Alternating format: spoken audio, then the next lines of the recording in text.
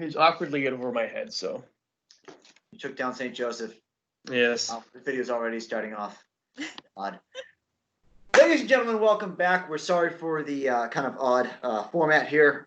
Musings on the Vine, episode 4, I believe. There's 4. Okay.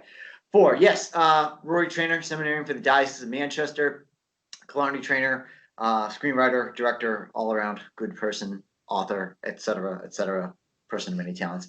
And our special guest today, Mr. Andre Nadeau, also a seminarian for the Diocese of Manchester. Arnie, why don't you kick us off with our topic today? All right, so our topic is seminarians, because whenever I mention that my brother is in seminary, I get like about 6 normal questions that people ask me. So I thought, well, let's do a video on that. People must have questions. Let's answer them. Sound good? Yeah. All right. Like a plan. So the first question that they always ask is, how long does it take, the process of becoming a priest? Or seminarian process. Andre, you go first. So it generally takes 8 years, which seems like a while up front. But if you already have a bachelor's degree, then you typically do 2 years of pre-theology to get your philosophy degree, and then you do 4 years of theology. If you don't have a bachelor's degree and you come in like fresh right into seminary, you don't have any college experience or credits, you do 4 years of philosophy, and then you do 4 years of theology. I'm on a kind of a little bit different track. I have an associate's degree, so I have some credits, which transferred over and bumped up 1 year. So I only have 7 years total. So like depending on how much college credits you have, it's anywhere from 5 to 8 years of studying. Yeah. Which seems like a lot, but you get to study the life and teachings of Jesus, and so it's never boring. Yeah, it doesn't sound like it. So, so actually, that's a neat segue into another question I get. What is it that you guys study? Now, I know you said philosophy and theology, but for some people, theology just means reading the Bible. Is it more than that?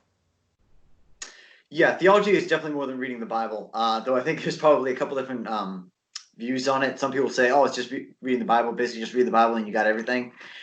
And other people are probably like, no, you should be like basically a philosopher. And it's not really either one of those. It's kind of the two. So theology is essentially this idea of putting a word to God.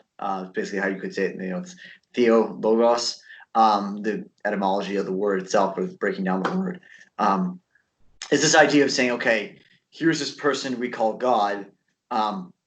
What is it that we can say about him reasonably and rationally? And that's where the philosophy comes in. So as philosophy, we study everything from basically since Plato and Socrates all the way through to today. Kant, Heidegger, Aristotle, Thomas Aquinas, and everyone in between. There's a lot there, but essentially what philosophy wants to do is you want to understand how to think. So the word kind of breaks down to being the love of wisdom.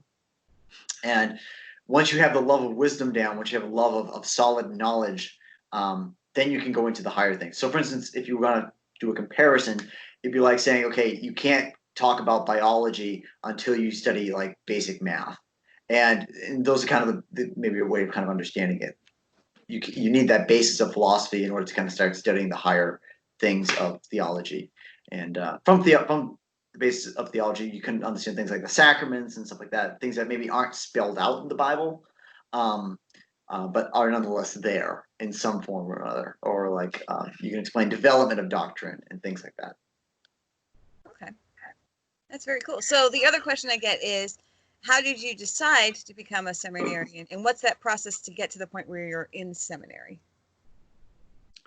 So I'd say, how did I decide? So when I really started discerning was, I had already been a few years really into a lot of service in my home parish. Luckily, I'm from Gate of Heaven Parish up in Lancaster, and we have a very wide range of things that are typically going on. I guess not really right now because of all this virus nonsense, but typically we have a lot going on. And so when I was in high school and when I was through college and then after I graduated, I really entered into the parish life a lot. I joined the Knights of Columbus and the Respect Life Committee, and I started teaching catechism, and I taught confirmation, and I started a young adult group. And through those things, I really just like entered into the parish life and a lot of things that like priests are involved with. And so it kind of just grew on me gradually. I was like, I really enjoy doing this. I really love serving the church in these ways. And so it was growing gradually, this interest in seminary.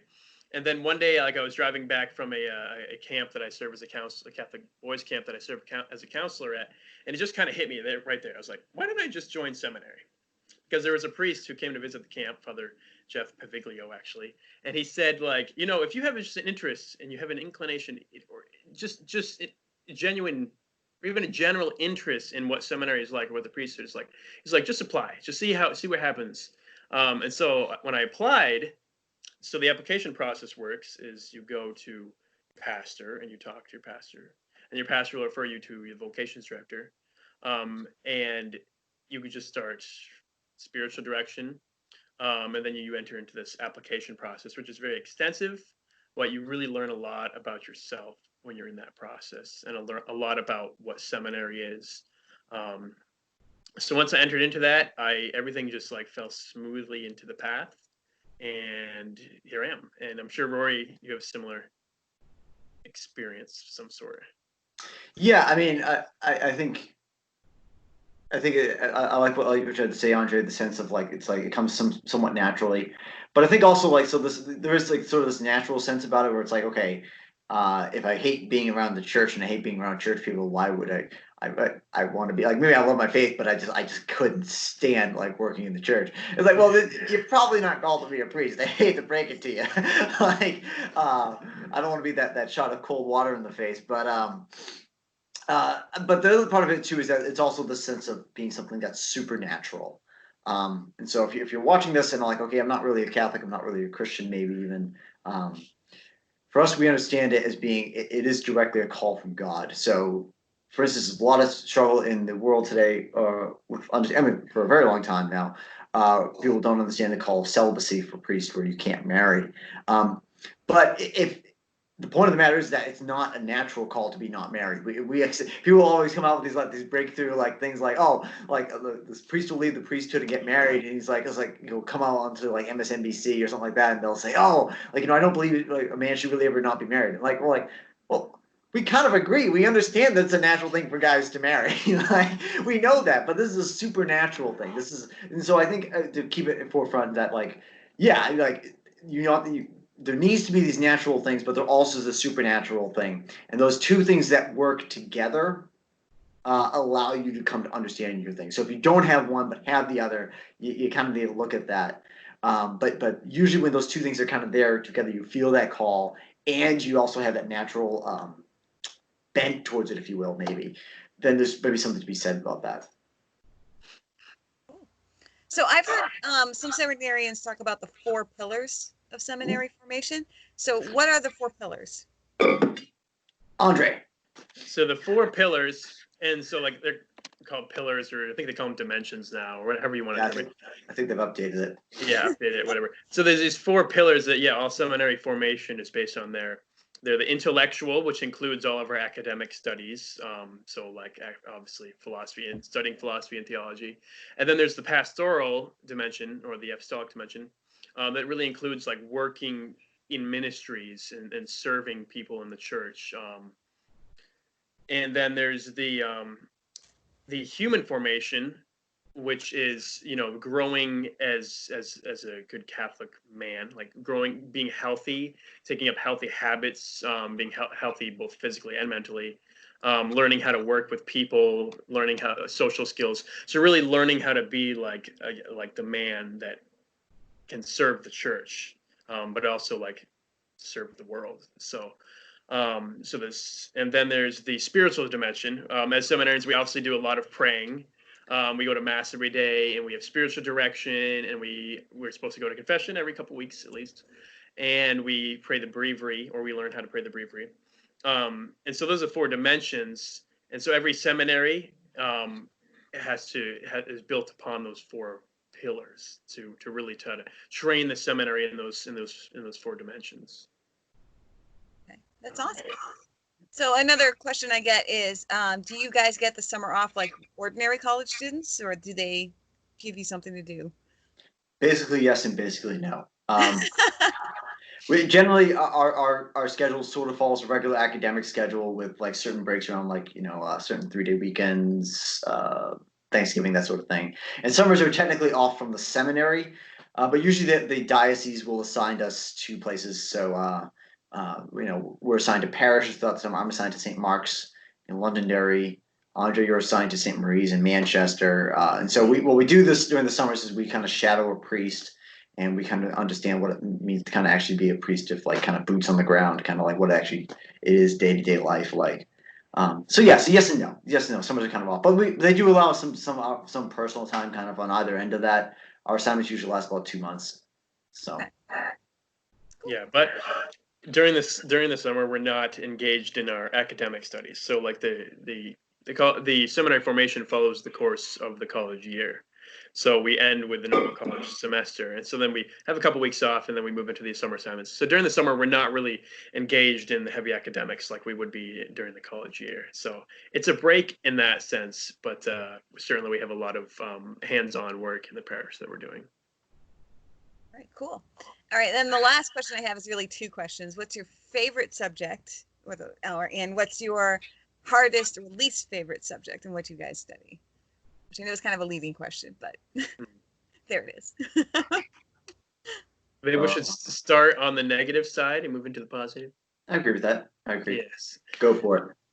Okay, so certainly like in the philosophies and the theologies, it's kind of hard to.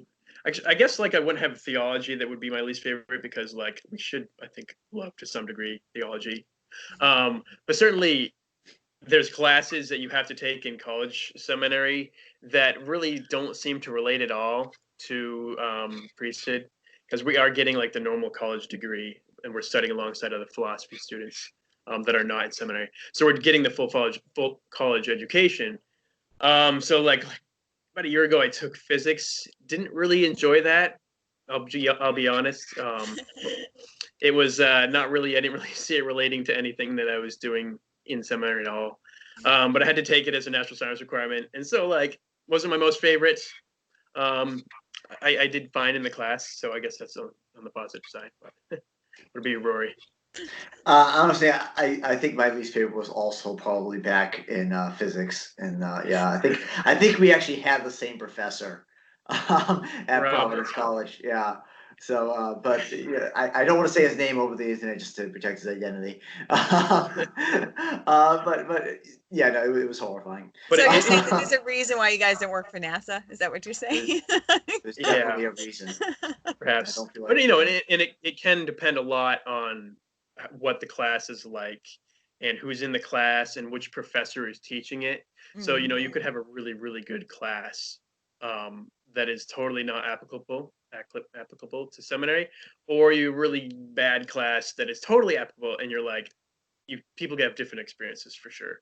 So we just both perhaps shared the same satisfactory.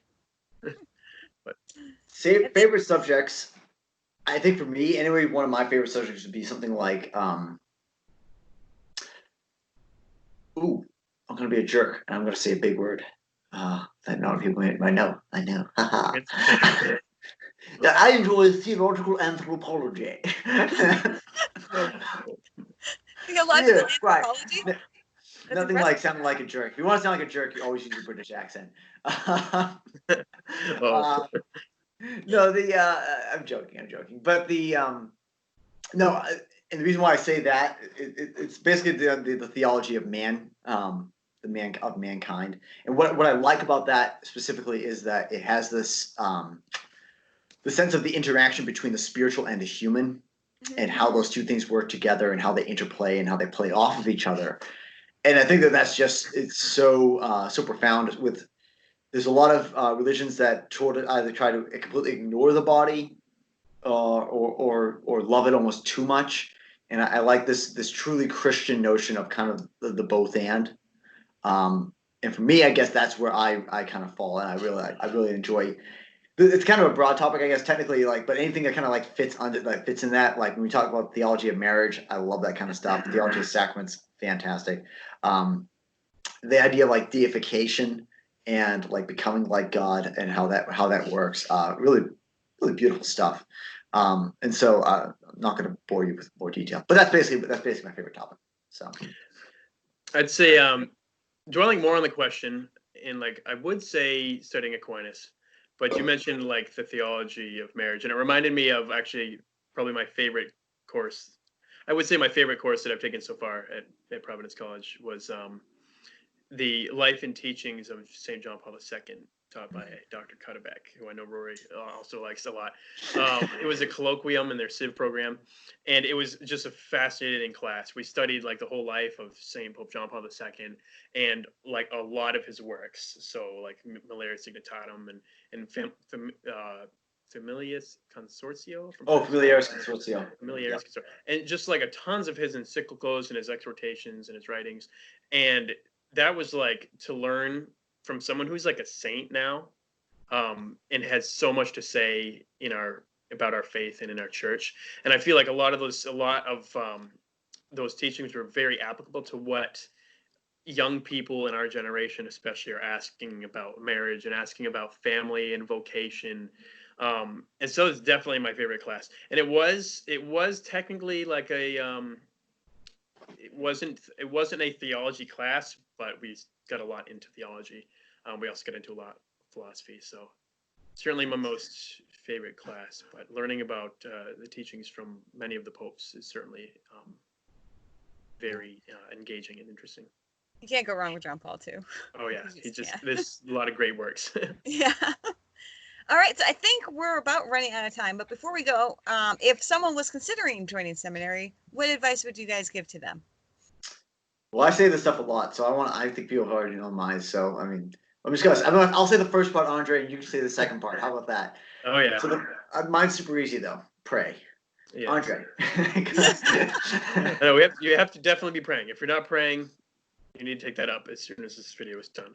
But anyways, I would, building off of what it kind of influenced my vocation a lot in my entering seminary, I would say get involved in your parish.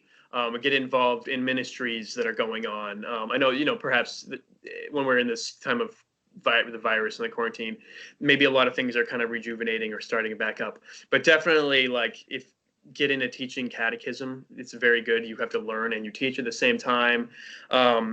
Get into certainly altar serving, or like join different committees or councils in your parish, because it gives you hands-on experience about like Rory said earlier, what a priest may be engaged with in the future. And again, if like Rory commented, if you're not enjoying that, it may be a sign that perhaps 8 years of studying and seminary formation and or priesthood is maybe not your calling, unless you want to be a monk buried away in some monasteries praying heavily. That could be one route, but great probably route. should find out before we go.